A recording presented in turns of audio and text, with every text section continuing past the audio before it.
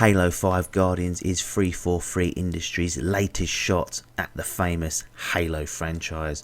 Under pressure after the online disaster of the Master Chief Collection, can 343 Industries send Halo 5 to the top of the gaming scene? Let's start with our cards on the table. Bud reviewed this for us here at Dimp Digital, and he's a big fan of the series ever since Halo Combat Evolved. He's had a hell of a lot of hours spent into every single game in both the multiplayer and campaign modes, and he's informed me that he is not going to analyse Halo 5 with any rose-tinted visors on. So with that being said, let's get right into it. Yep, that was a thrill, all right.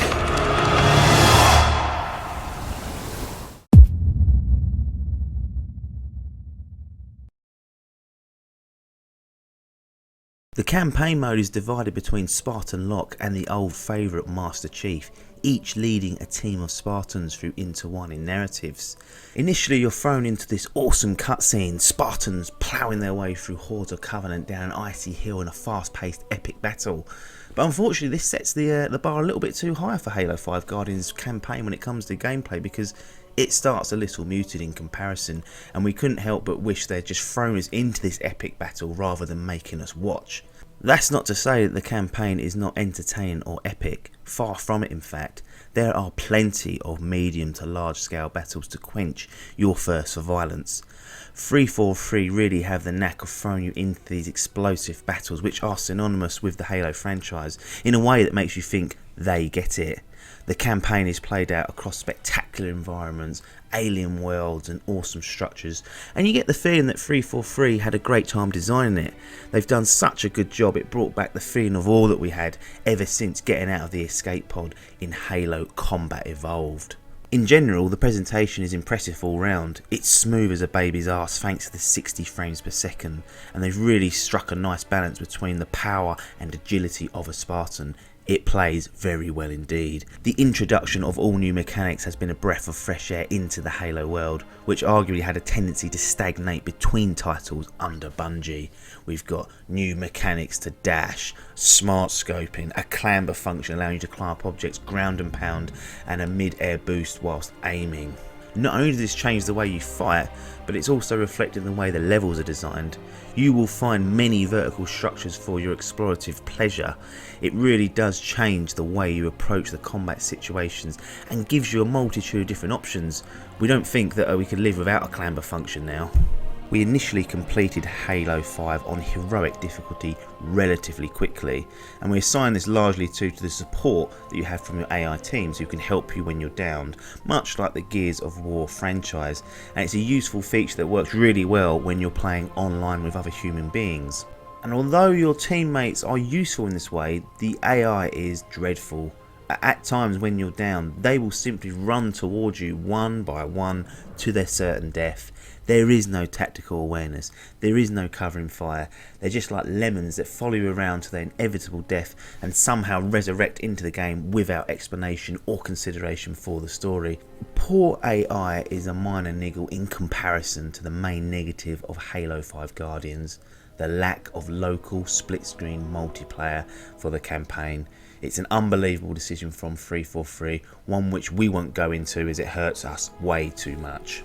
The online multiplayer has been given a bit of a shake up by 343 too, having been split into Arena and the all new Warzone mode. Arena is like the Halo of old, but stripped down to the bare bones in terms of its variety. Slayer, Free For All, our favourite SWAT, and the all new Breakout, which is a single life round based mode that offers a bit of an esports feel.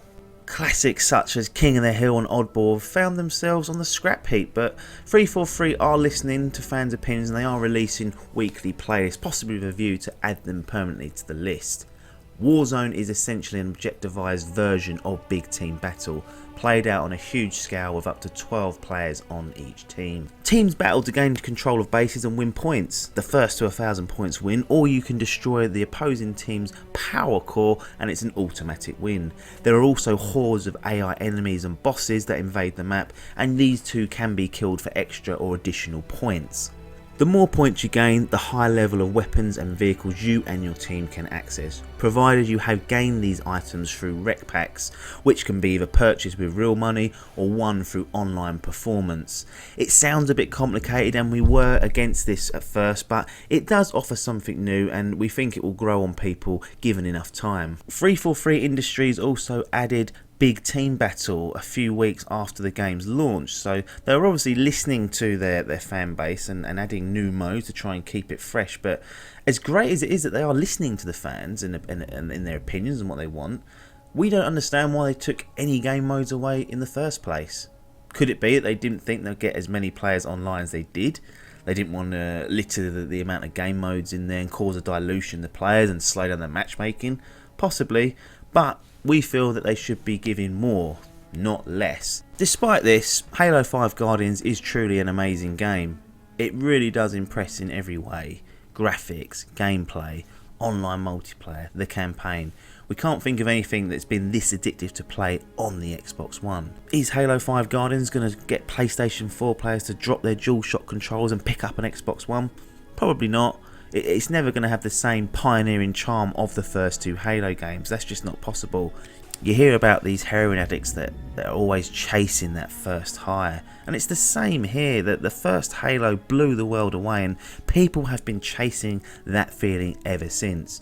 To be unraveling these alien worlds, new amazing graphics and levels to explore, we're never going to get that feeling back, but Halo 5 is as close as it gets.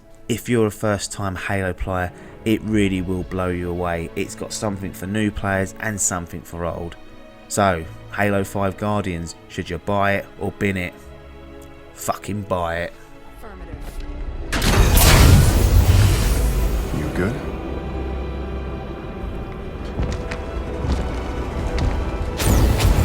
Blue team, fall out.